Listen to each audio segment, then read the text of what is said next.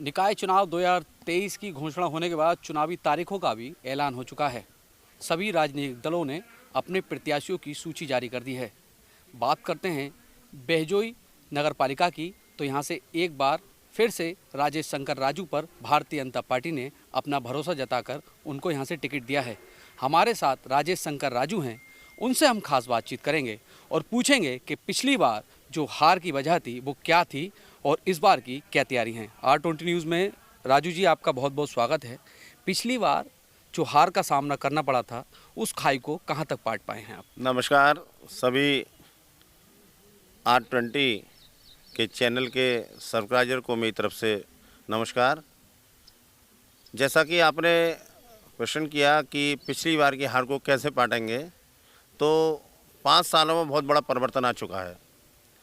पिछले 5 सालों में जब मैं पिछली बार चुनाव लड़ा था तो पिछले 10 साल में चेयरमैन रहा, और 5 साल के बाद जब मैं चुनाव पिछली बार जब आमने सामने का टकराव हुआ तो तीसरे नंबर के प्रत्याशी को मात्र 400 वोट मिले, और अन्य व्यक्ति थे जिन्होंने अनजाने में गलतफहमी के कारण कुछ विरोध किया था। वो सब लोग अपनी गलती को उनको एहसास हो चुका है, महसूस भी वो कर चुके हैं कि मेरे 5 साल ना होने पर जो नगर का विकास प्रभावित हुआ है उनको महसूस किया।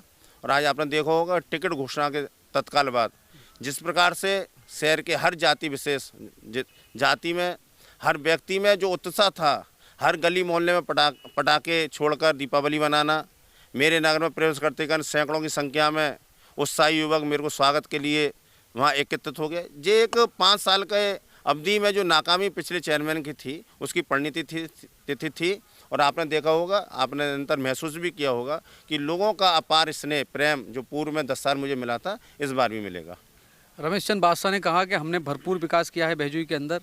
जो पार्टी से जो हमें जो पैसा फंड मिलना चाहिए था उस तरह से सहयोग उनको शासन द्वारा नहीं मिला, ये भी आरोप लगाया। और कुछ विपक्षी ये भी आरोप लगा रहे हैं कि इस बार भी राजेश शंकर राजू हाथी से डरे हुए हैं। देखिए, विकास उन्होंने नहीं किया, उन्होंने अपना व्यक्तिगत विकास किया। जहाँ तक आप नगर में जाएंगे, उन्होंने सरकारी संपत्तियों को अपने नाम कराने का कार्य किया। कई ऐसे विवादित विषय थे जिनके कारण उन पर मुकदमा लिखा गया। आपने देखा होगा इन 5 सालों में उन्होंने जनता से दूरी बनाकर सिर्फ अपना व्यक्तिगत लाभ लेने के लिए उन्होंने कार्य किया। हाथी पूरे प्रदेश में नहीं है तो भेजी में कहाँ से आ जाएगा?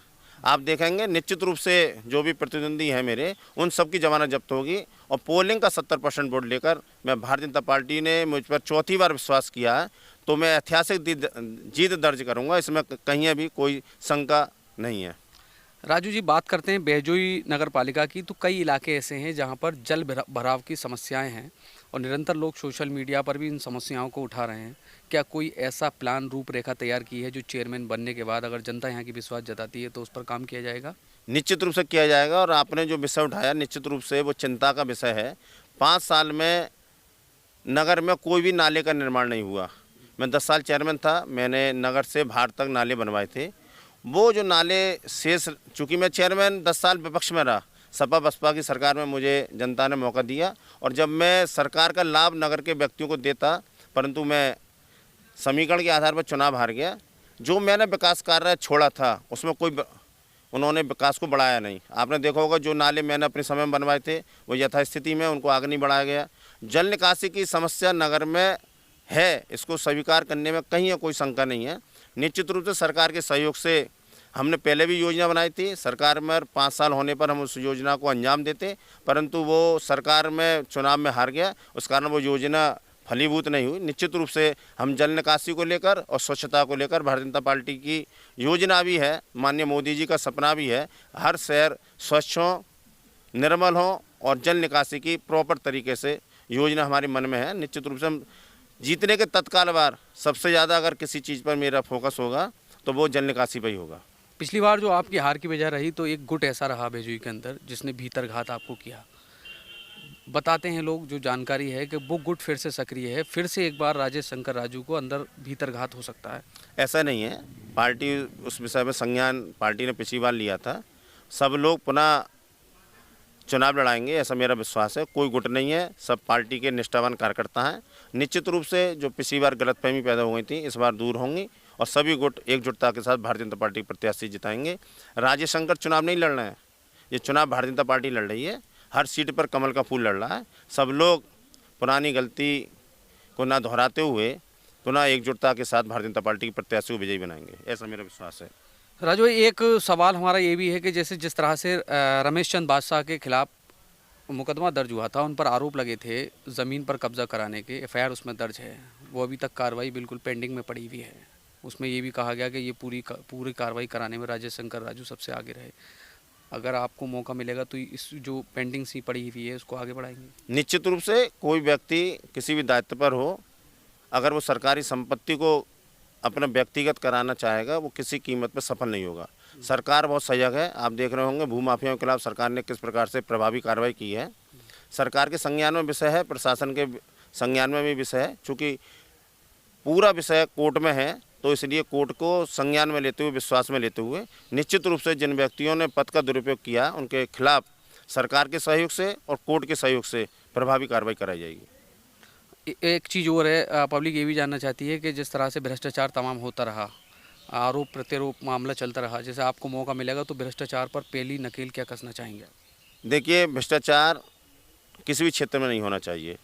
हर व्यक्ति जागरूक है। आरटीआई के माध्यम से हर व्यक्ति हर विषय को जान सकता है। चूँकि समाज बहुत परिवर्तन हो चुका है और हर व्यक्ति अपने मोहल्ले में विकास होता है तो वो जानता है कि सरकार ने कितना पैसा दिया है। किसी मोहल्ले में अगर सड़क बनती है तो लोग खड़े होकर सड़क का निर्माण कराते हैं। मेरे समय में जब मैं 10 साल चेयरमैन था, आपने देखा होगा अधिकतर सड़कें मेरे द्वारा बनाई हुई हैं और वो आज भी टिकाऊ हैं। उसके पीछे कारण है कि उसमें भ्रष्टाचार नहीं हुआ और मजबूती से कार्य हुआ। निश्चित रूप से मैं विश्वास दिलाता हूँ आपके चैनल के माध्यम से, भ्रष्टाचार न पहले 10 सालों में मैंने बर्दाश्त किया, न आगामी समय में हम करेंगे। और अच्छी छवि होने के कारण लोगों ने मुझे विश्वास किया और चौथी बार पार्टी ने भी विश्वास किया और मुझे टिकट दिया। एक चंदोसी की प्रत्याशी हैं खदीजा बारसी, उन्होंने कहा अगर मैं चुनाव जीतूंगी तो जो भी नगर पालिका के अंदर काम हुआ करेंगे, जो भी पैसा आया करेगा, उनको जो पूरी जानकारी है वो चौराहों पर चस्पा कराई जाया करेगी। तो ऐसा कुछ आपके मन में कोई विचार? बिल्कुल है। आरटीआई के अगर कोई व्यक्ति ना भी कराएगा तो आरटीआई के माध्यम से हर कोई व्यक्ति हर चीज़ जान सकता है। कहने से नहीं, बिना आरटीआई के जैसे कर्म में विश्वास रहना चाहिए। व्यक्ति की छवि बोलती है। कहने से चुनाव के दौरान वादे अधिकतर लोग गुमराह करने का कार्य करते हैं। चूँकि मैंने 10 साल नगर पालिका में नेतृत्व किया है, मेरी छवि लोगों को प्रत्यक्ष रूप से उनको पता है कि मैं किस प्रकार से कार्य करने में रहा हूँ। कोई व्यक्ति पर आरोप, चूँकि राजनीति छोटी नगर पालिका में करना और आपकी अगर छवि अच्छी है तभी आप निरंतर जीत सकते हो, अन्यथा आप चुनाव नहीं जीत सकते। कहने से नहीं, कोरे वादों में नहीं, हमें विश्वास है काम करने में। अगर मैं भ्रष्ट होता, मेरे पर कोई आरोप होते तो जनता निरंतर चुनाव नहीं जिताती। कहीं ना कहीं आप में अच्छाई है, आप जनता के प्रति आपका लगाव है। जनता लगाव ऐसे नहीं करती, उसके पीछे आपको त्याग करना होगा, आपको कुछ करके दिखाना होगा। तो वो जो लोगों का जो लगाव है, युवाओं का जो मुझ पर विश्वास है और आम गरीब व्यक्ति का जो मेरे अंदर विश्वास है, उसी के कारण पार्टी ने भी मुझे चौथी बार विश्वास किया है। निश्चित रूप से भ्रष्टाचार नहीं होगा, ये मैं आपके चैनल के माध्यम से विश्वास दिलाता हूँ। एक चीज़ और हम ये जानना चाहेंगे, जिस तरह से जल भराव वाली आपने समस्या की, बहुत से लोग पूछते हैं कि 5 काम बताइए आप जीतने के बाद। गुन्नौर की, ये माफ़ कीजिएगा, बहजोई की जनता ये जानना चाहती है, जैसे आप चेयरमैन अगर जनता यहाँ की चुनेगी तो 2 काम सबसे पहले साल के अंदर राजेश शंकर राजू के द्वारा किए जाएं। सबसे बड़ा पहला काम होगा जल निकासी की समस्या का निदान कराना। दूसरा काम होगा जो नेशनल हाईवे है उस पर पथ प्रकाश की बहुत ज़्यादा कमी है। किसी भी शहर में अगर जाएंगे और वो रोड आपको सुंदर लगेगा तो एक संदेश जाता है दूर तक। जो व्यक्ति यात्री अगर आपके शहर से गुजर रहा है तो वो एहसास करता है कि हम शहर में से गुजर रहे हैं। अगर आपका शहर सुंदर है, आपके चौराहे सुंदर हैं, आपके यहाँ पथ प्रकाश की व्यवस्था अच्छी है, तो निश्चित रूप से मैं तत्काल अपने देश के यशस्वी परिवहन मंत्री आदरणीय नितिन गडकरी से मिलकर रेलवे रोड जो आपका NH है, उस NH पर हम उस सरकार के सहयोग से जितना भी विद्युतीकरण के द्वारा पथ प्रकाश हो सकता है, चौराहे का सौंदर्यीकरण हो सकता है, मैं तत्काल जीतने के बाद में माननीय केंद्रीय मंत्री से मिलूंगा। दूसरा एक विषय भैजोई में संबल रोड पर रेलवे फाटक को लेकर भी है, वहाँ पर भी रेल मंत्री जी से मैं मिलकर उस विषय को उनके संज्ञान में लाऊंगा।